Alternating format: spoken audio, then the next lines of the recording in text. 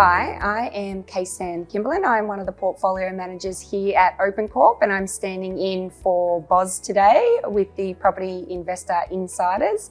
And me and Matt are just going to have a little bit of a chat about what's happening in the market and answer some of everyone's burning questions about what's happening. So I guess a great place to start, especially with, as I said, the current market, is good debt versus bad debt.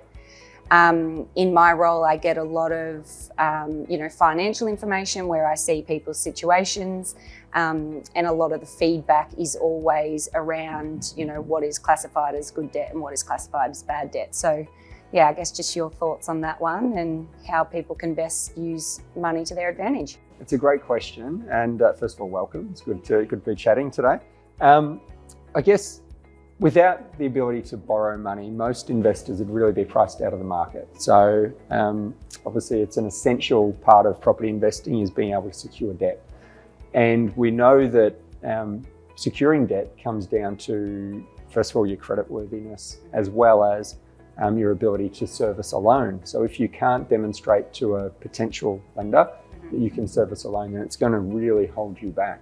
And it's something we really explored quite a long time ago when we were writing My Foil, the Property Investor, and the concept of, beneficial and non-beneficial debt is a way we like to describe it, not necessarily good or bad.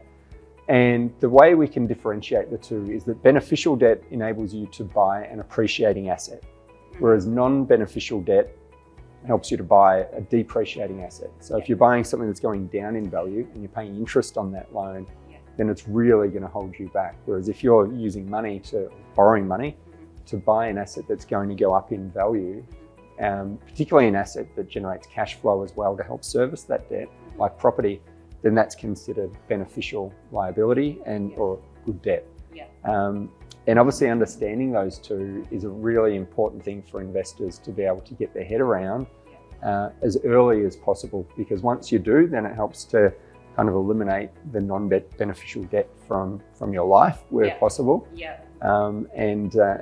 Focus your cash flow on supporting loans that help you to grow your wealth.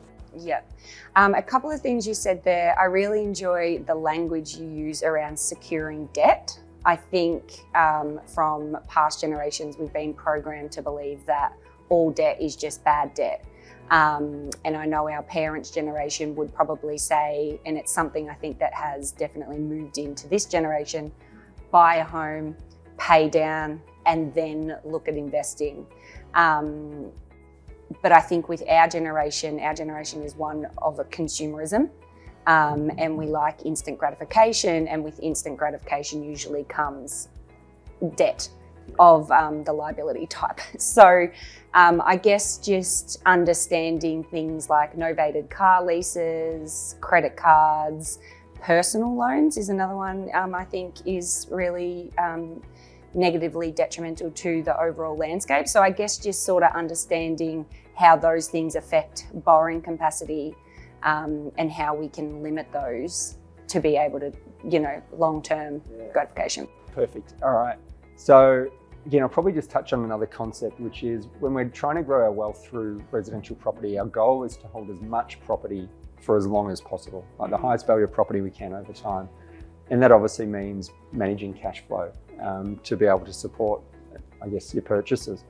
Now, if you look at a personal loan, so interest rates on personal loans are between 9 and 20% per annum at the moment. And when you're borrowing with a personal loan, you generally have a really quick payoff period. So it's not just the interest that's affecting your cash flow, it's the repayment of the principal over a really short period of time.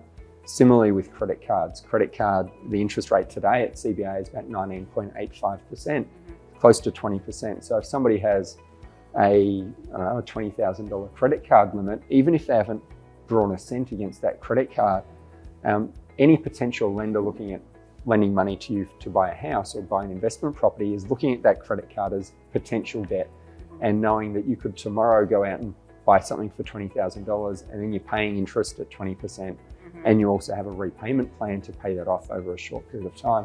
So it really chews into your cash flow, and therefore it has a hugely detrimental effect to your borrowing capacity. Like, you can be in the hundreds of thousands, even just the $20,000 loan can really kind of take away, I guess, how much you can afford to borrow to buy a property and help to grow your wealth.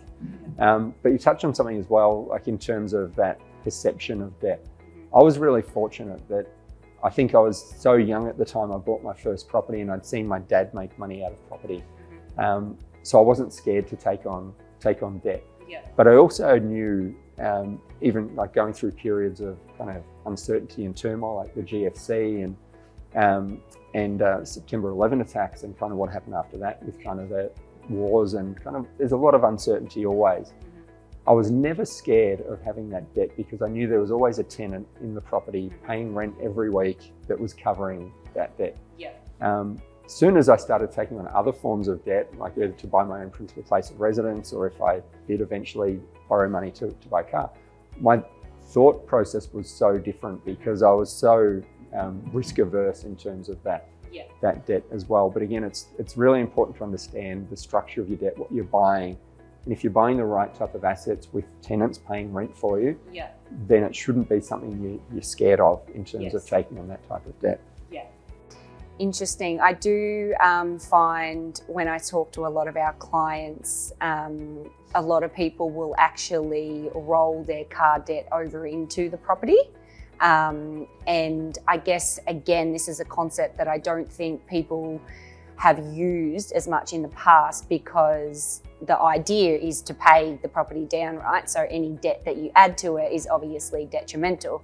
But, when you have loans that are at 20% and then you've got loans on your house that are only 6 or 7%, the difference is still ginormous. So I guess it's that concept of using your assets and your passive income to have the luxuries, I guess you could say, in life. And I know another example more recently was some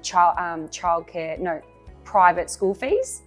Rolling private school fees into your assets, your houses, and using your houses to pay for your kids' private school fees. So I think just understanding how you can use your appreciating assets to actually fund your life and your lifestyle is such a beneficial point of view, and something that I really have learned being at OpenCorp, because it's not something, unfortunately, that we're taught out in society too much.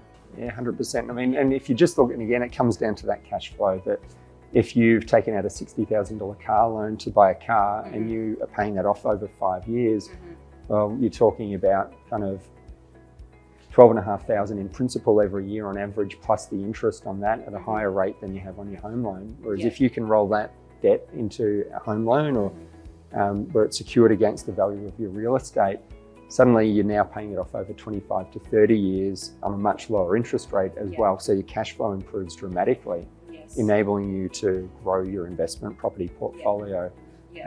So understanding how to use debt to your advantage is really critical to growing your wealth.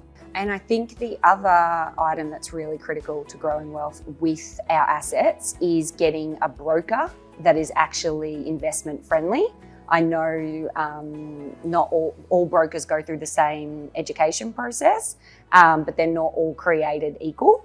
So getting a broker that is geared towards property is really important.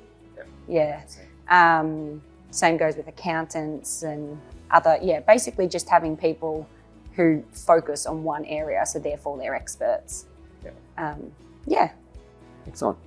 So I think it's been a great discussion. I know it's something a lot of our clients come to you with, and that you see it every day. It's kind of the fact that people are held back because of the type of debt that they've taken on. So hopefully you've all found that very interesting. You've learned something from that. And if you are interested in learning more, or even having a look at how you can restructure, and be absolutely worthwhile talking to your portfolio manager like Khaysan if you're one of our clients, and if not, reach out, speak to one of our investment consultants or our brokers, and we'll be able to help you too. Sounds good.